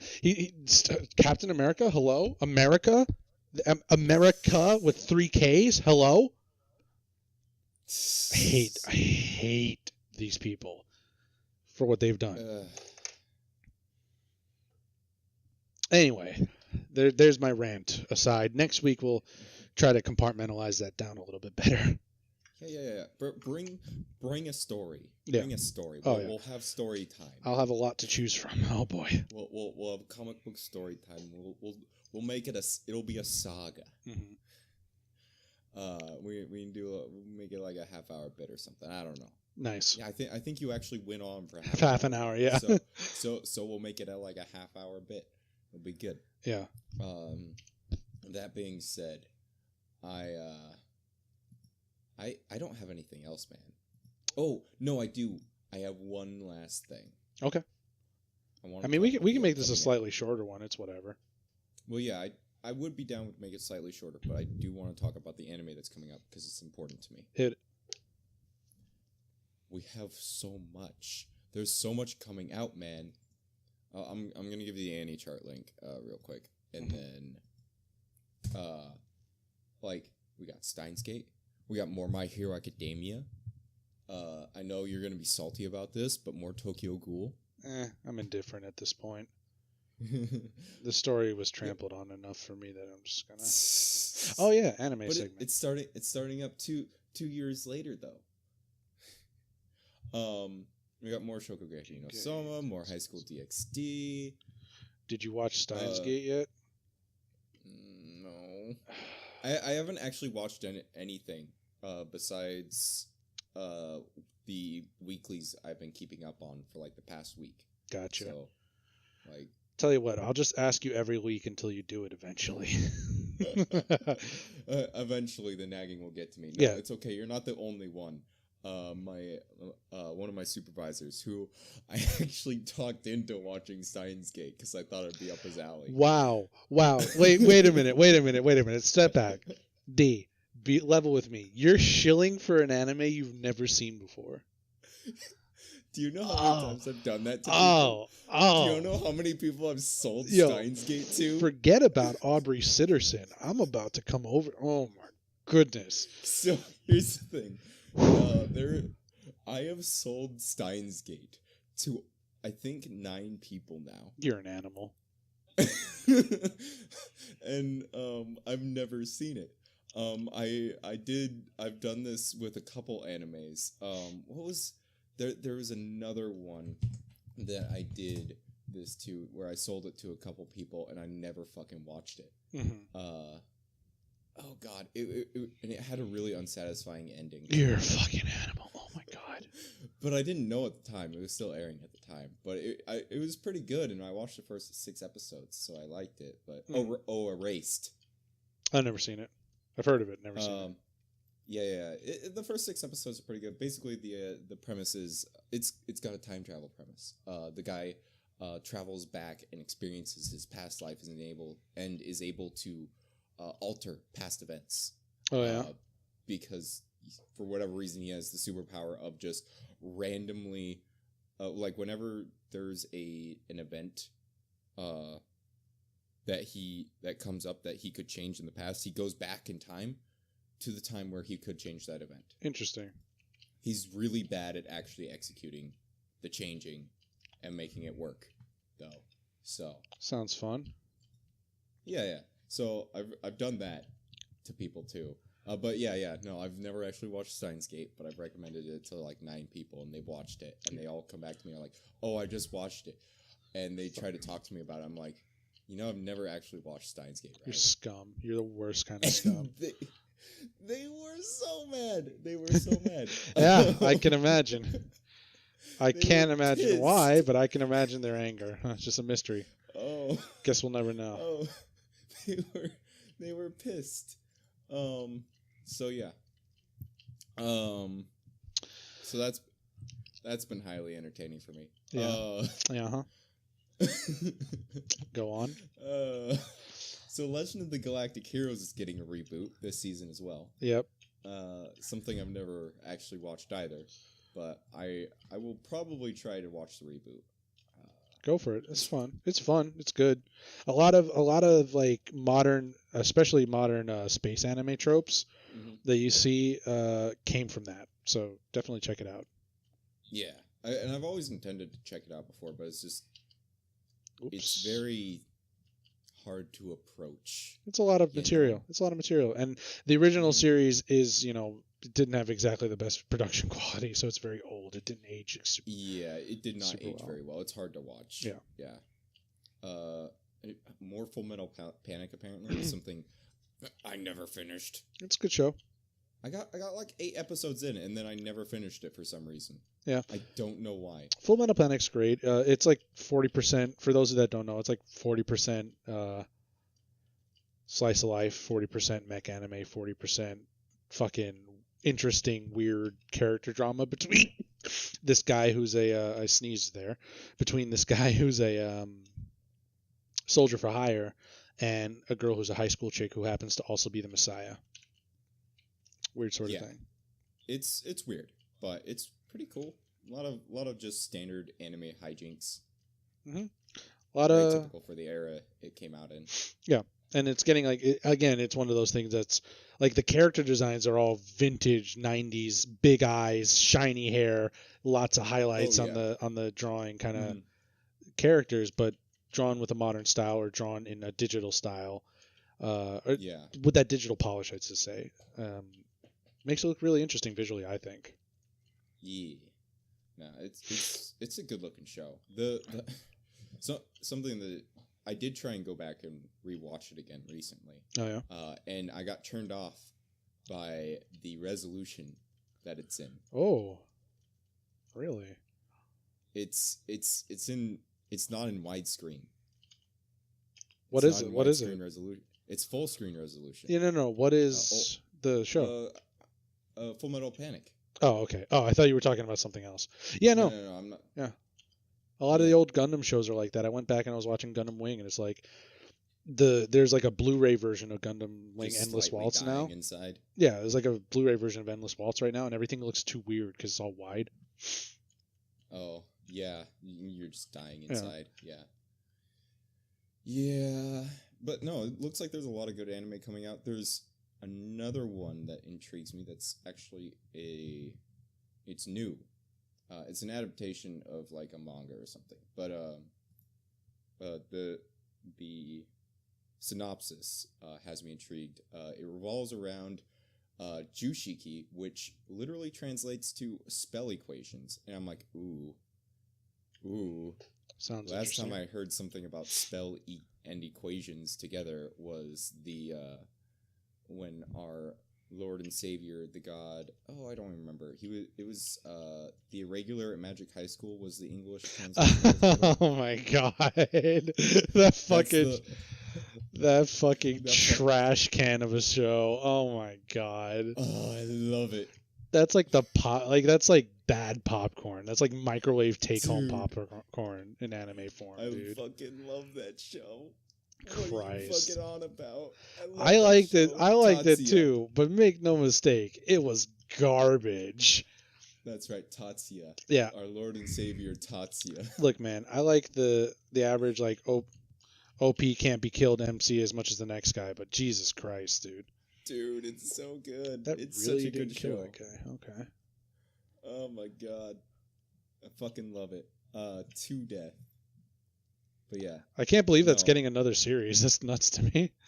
Is it getting another season? Is it? No. You just said? No. Oh. No. This show has a Similar premise. vibe. Okay, yeah. My bad. Well, I lost you there. It's a different vibe, but the spell equations thing. Oh, okay. They have spells that are based on equations. That's the only sort of similarity. Yeah. But that's the last time I saw that was a show I really liked. So I'm like, ooh, I'm gonna try this show. Speaking of new shows and stuff, Fooly Cooley getting another season. Ooh, yes. Some people are a little miffed about that. I don't see the appeal personally. I think really the big thing with Fooly Cooley was like, I think it's just something Funimation had the ability to simulcast on Toonami, and Toonami needed more shows. So it's Yeah, like, hey, well, I what's mean- this thing we still have the rights to? Let's take that. Yeah. Well, like in Fooly Cooley was just like crazy. It's just insanity. Yeah. It's okay. But, I never was super, like, I don't hate it, Like, but I don't love it either. here's the thing though. It's only technically in this season. Like the first episode's not coming out for 59 days. Oh, okay. It's not even coming out until the end of the season, and it's only gonna be like what, 6 episodes? Yeah, 6 episodes. Okay. So. Well, yeah, the original it's- was only 6. Yeah. No. I'm also intrigued by this show. It's what is it? Xi'an Pinjieting, whatever the fuck that is. Sounds Basically- Chinese. It's about a family where a scientist couple has been arrested for conducting illegal studies, allegedly for performing genetic modification on 5 of their children. I'm sorry, they- what? That sounds lit. Yo, and here, I'll link you to the anime here. Give me just a moment. There we go. There's... and the youngest child, Danis, is the only one who grew up as a normal human. And so now he's trying to find medicine to turn them into normal humans again. So one of them's a spider, one of them's a plant, one of them's a dog. Is this just like another Monster Girl anime? Okay, no, okay. Hold up. I don't know. I don't think so. A scientist couple has been arrested, allegedly, before. What the fuck? What do you mean, allegedly? That bitch has spider legs. There's no allegedly about it. That's what we call a smoking gun. No, that description is really poorly translated. Okay. The looks of it. But no, I'm just, dude. This premise is fucking off. That the walls, sounds man. ridiculous. It does solve the issue of how would a dog wear pants, because you obviously see it wearing a coat on its 2 front paws. Huh? You remember that meme? Yeah. I'm just I don't even know what to say Dude, about it's that. some fucking I'm looking weird at ass I'm looking shit. at the picture of this, and it's just like dog has a cookie in its mouth. Like, what the fuck am I looking at here? Dude, I want to know. Like, this has potential to either be just absolute garbage that I drop on the first episode, Mhm. or like fucking genius. Yeah, for sure. Then we get Butt Detective. Butt is that the one where the guy's literally a butt? Yeah, he smells a case.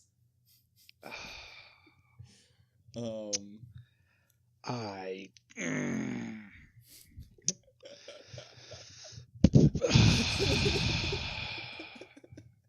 I do these things to hurt you. We're getting Ninja Batman too. Yeah, that I'm excited about. We're getting Ninja Batman. That's dropping in 20. Is that getting a dub? days. I wonder. I don't. Let me take a look here. Ninja Batman. You take a look at that. I'm gonna use the restroom real quick. Ninja Batman. Jay's away, so I'ma play. I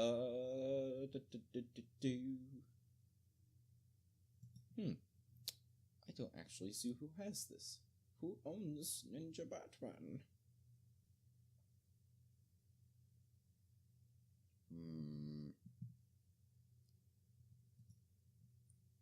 We're gonna have to look at the, ooh, this animation style looks fucking amazing.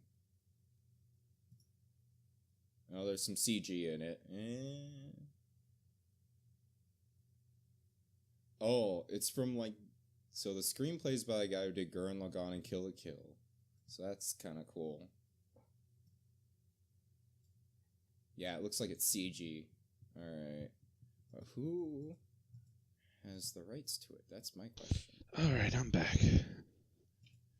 So this looks pretty sweet, but I don't shit. see who has the rights to it and whatnot. I thought it was A1, I think.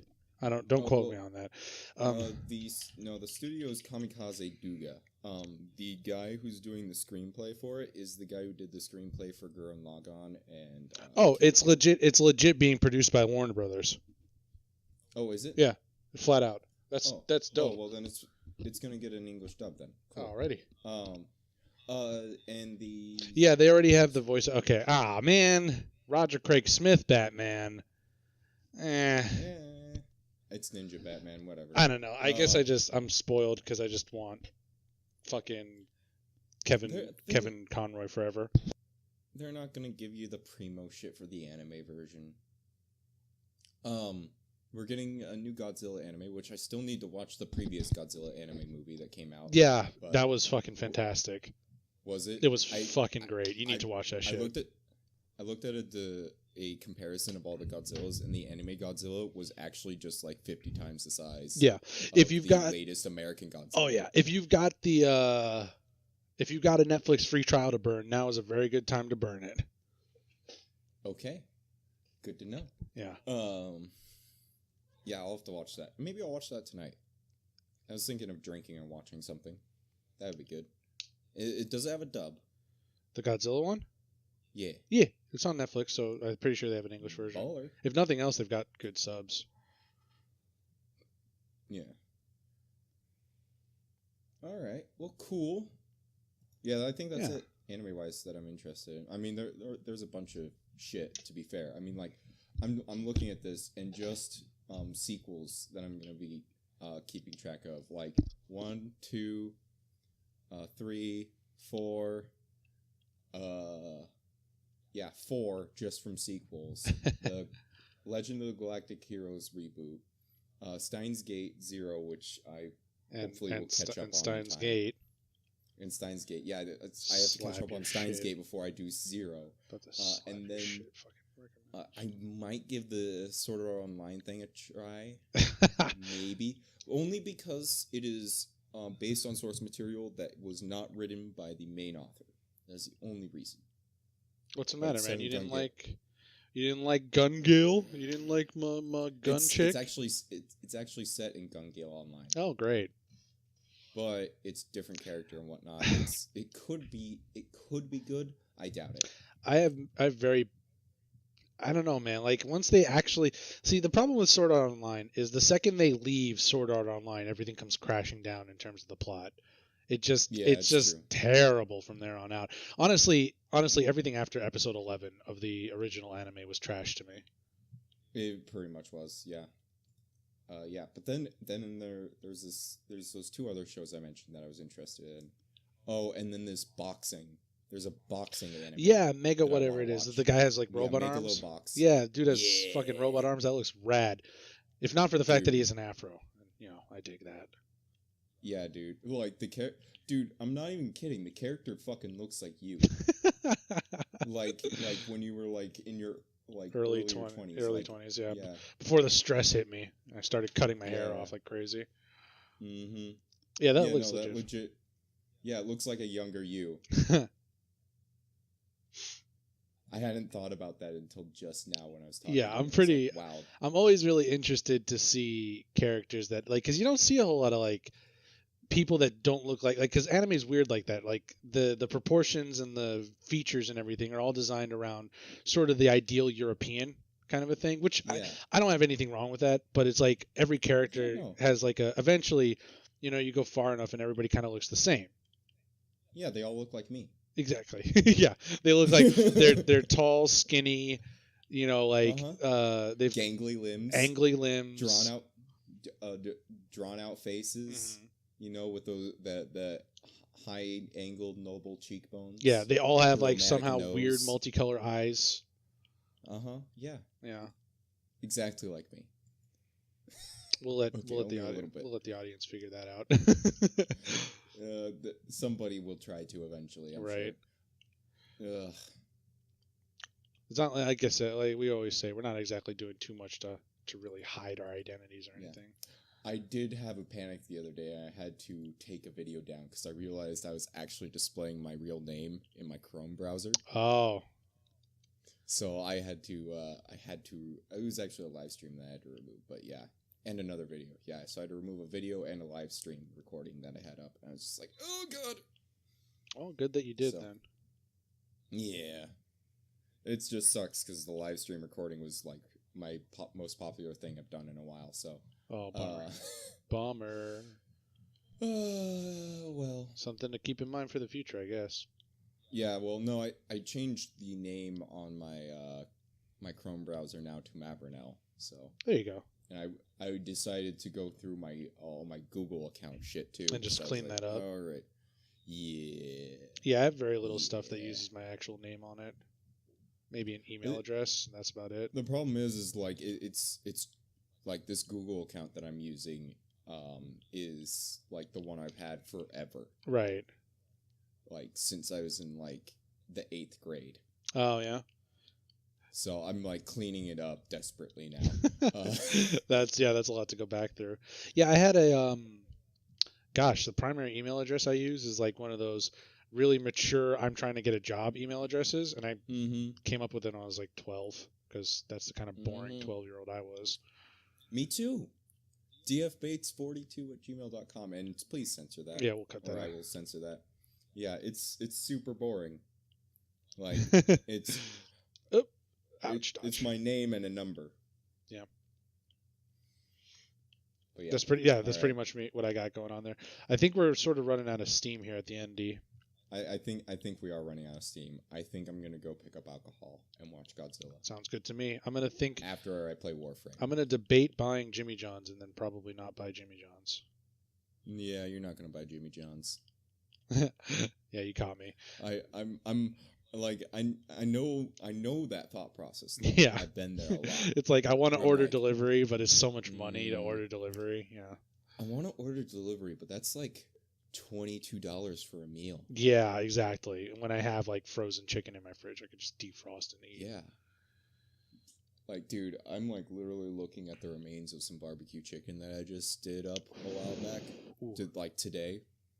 Because I still got some of those chicken quarters lying around. Because $5 of chicken quarters is actually just lot of food, fuck ton of chicken.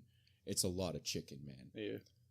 And I just did up 3 of them, and I like devoured 2 of them and been picking on the last one. Nice. Because I'm fucking fat. Skinniest guys in existence. That's a fucking soundbite by itself. Because I'm fucking fat. Jesus. That's pretty funny. Cut that out and send that to me. Yeah, that's on its own. Well, I'll make it a highlight. Alrighty. Well, if you made it this far, congratulations. Welcome to the end of the podcast. Subscribe. Make sure you're still subscribed. Hit the bell for notifications.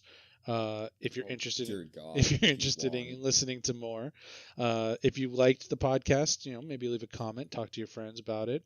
And that's pretty much it. You shill my channel more than I do. I try, man. I'm trying. See, I'm much more comfortable shilling because it's not my channel. Because I got my own YouTube thing going, and it's not super popular or anything like that. But I mostly use it as a video journal. I hate shilling my channel, and I'm not going to do it here. Yeah, well, like, I'll shill your channel then. I don't even know what your channel is. Link me to it. Fine. I'm gonna shill. We'll throw it in the link dump. Link it to me, Yeah, I'll link. and then I'm gonna show it right fucking now. Oh to my me. god! Fine, let me go get it. Damn it! Give me 1 second. I gotta kill this asshole in front of me. There we go. That was a headshot and a half. Jesus Christ! Oh man. Gonna show your channel, bro. It's like a thread. It's like a weird thread. I'm gonna show your channel, bro. I'm gonna do it. After this, I have a quick technical question for you. Sure. Yeah. Find it. YouTube. I've been having YouTube. problems all fucking day. All right, which one? Because I have like a couple of channels. I don't know which. I'll just show the one with the most subscribers. All 40 of them. Oh man, you have 10 more than I do. I have 55, but it's like half of those are people I know. Just like pity subscribe to me. Oh yeah. Yeah. And if you count the people who I know, it's a lot less. All right, there you go. There's a link. All right. Yes, I trust this domain. Jesus Christ. It's YouTube. Yeah, like what? It's YouTube. Studio Whitebox. He doesn't have a custom URL. Yeah. So we'll just drop it in down below.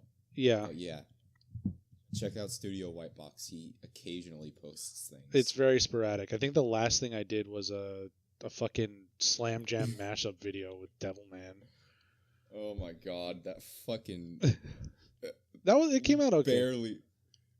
barely listenable. Yeah. Barely listenable. It came out. Watch anything except for that. Watch any of his videos except for that one. They're pretty good. Yeah, some of them are all right. But yeah, thanks for listening. Yeah. See you guys next time. Bye. Bet on it.